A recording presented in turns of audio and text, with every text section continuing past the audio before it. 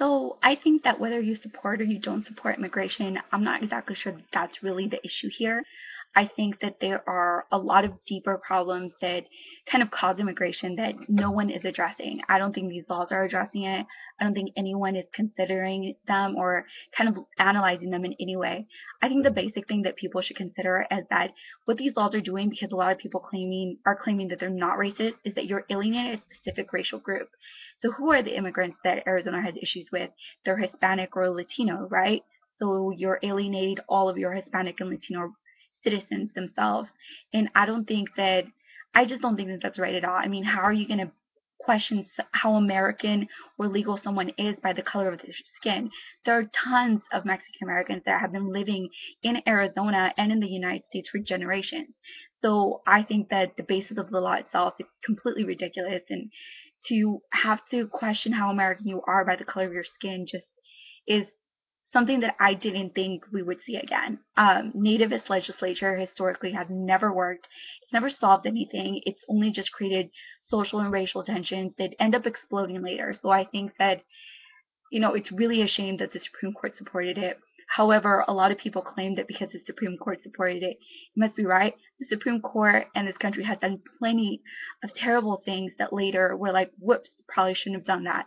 There's the exclusion of the Chinese, there's the internment caps of the Japanese, there's a ton of things. There's the decimation and removal of the Native Americans from the land. There are a lot of things that this country has had consensus of that weren't right, and I think people should start speaking out against it.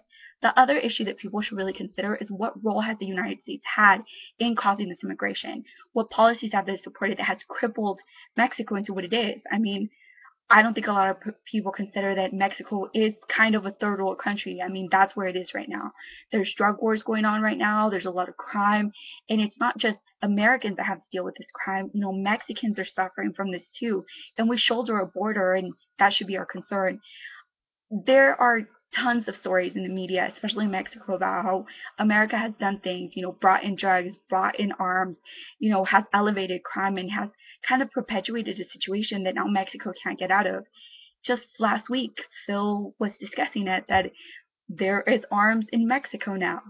And another thing that people should consider is that these criminals that Arizona is so concerned about, these violent, drug addict immigrants that are coming in from the border, I think that people should think that the actual criminals, the ones that can do something, that have the means to do it, are wealthy. They are immigrating into this country legally. The poor immigrants that are risking their lives, leaving their homes, facing these dangerous situations, are people trying to escape and make a better life. I mean, people forget. People die at the border. We cry and we wail over one Border Patrol agent being hurt or dead, and I think that that's terrible as well. But we forget over the hundreds that risk their lives, women and children, whole families that are separated to never see themselves, to never see each other again, just with the thought that maybe if they can make it into this country, they'll have a better life.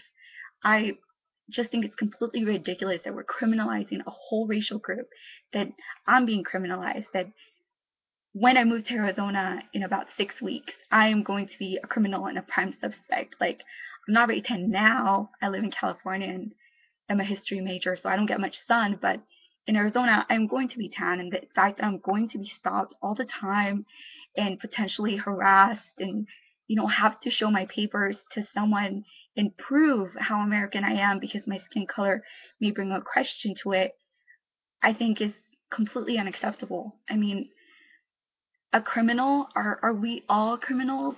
Being brown, being tan, being Hispanic or Latino automatically makes you dangerous, a criminal, and illegal now? You know, how are we defining to be American now? Arizona is putting that into question, and we're allowing them to redefine what an American is and make it restrictive. I just, I mean, it's going to be a huge problem. I'm aware of this, but I'm going to get an education. I'm getting a PhD because it's the best program, because I got a fellowship, I got money to go, and I'm gonna go. But I just think that it's a shame that we're not acknowledging the hardships and the problem and the issue, and instead are using scapegoats and are letting the media really run rapid and create such hate. So, like I said, whether you agree or disagree with immigration, whether you really think that there are benefits or drawbacks, these are people. that are suffering. These are people that it's going to affect, and we are some of that people that are going to be affected by this. They are a large part of our population as a whole, and what do people think they're going to gain from this? What solution is really going to come out of it?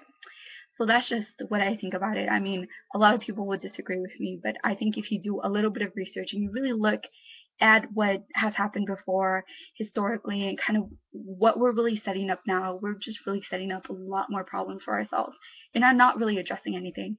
We're putting a band-aid on a huge problem that, if it continues on like this, is really never going to be solved.